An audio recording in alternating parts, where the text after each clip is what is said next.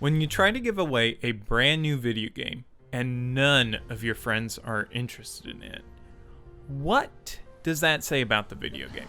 Well, you can't even adjust the screen resolution until you're 7 minutes into the game, which is really annoying. And then, well, you go and adjust it. Now you gotta go back and replay those 7 minutes. But does that make it a bad video game?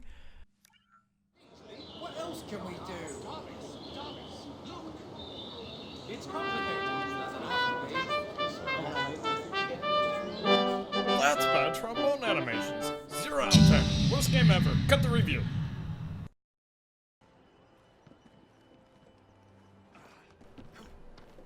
But in all seriousness, it's not a bad game. It's not a perfect game, but it's not a bad game. I honestly enjoyed my time with it. And to be honest, it's frankly a beautiful looking game. I mean, when you look over the whole city of London, and you see all these places that you've heard about and seen documentaries about over time and read books about, it really makes it a nice, immersive experience, which I highly enjoyed. So, on to the experience system. It works pretty much like any modern major AAA game. You do missions which gain you experience, which then you can buy more perks and allow you to unlock specific level weapons and whatnot, which that's pretty customary. It's not really unique. The combat system, for me as a first time Assassin's Creed player, it took a bit of time to get used to, but I'm used to it now, playing through the whole entire game. I don't know if it's quite what I would have done for some of it, but it works and it does the job.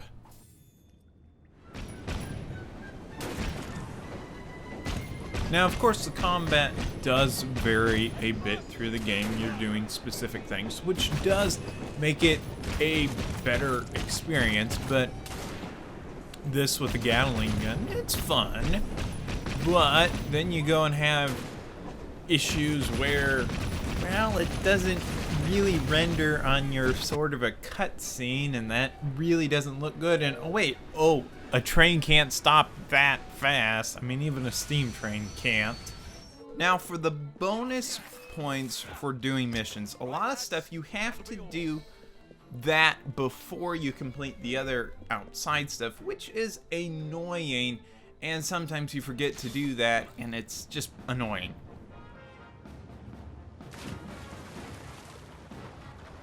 Now, not to be spoilery, but some people would consider this a spoiler. There's a tiny mission that you do in the future where you're in London during World War I. Now, I'm not going to go into the story part of that, but it is interesting to note that the gang-related upgrades in the base game carry on into this time period. So, for example, you have the gang upgrade blighters have bad gunpowder, and here this blighter's gun goes and explodes in his face. You would think those blighters would have fixed it by then. Now, just a little bit about the story. The story is good for what it is. In certain missions, especially some of the missions that you're doing with like Charles Dickens, are incredibly good on the storytelling, but there's a lot of excess gameplay that has very, very little story to it. Now, I'll be frank with the bugs I experienced in this game. I had it crash on me 3 times. I had missions where the failsafes weren't properly done. I had people walking through floors, and I had invisible people. But beyond that, for bugs... Oh, and TNT falling off the barge as it's flowing along the river. Granted, that one was fixed, I can tell you that, but still. So, in conclusion, I enjoyed the game. It will definitely make me check out the Assassin's Creed series, but if I had paid $60 for this game on release with the bugs and whatnot, I would have been incredibly disappointed as a first-time comer to the series.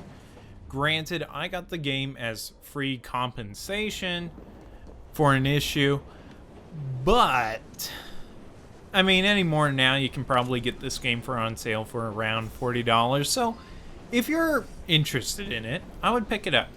Either way, it's been Serpent of the Night, and thanks for watching.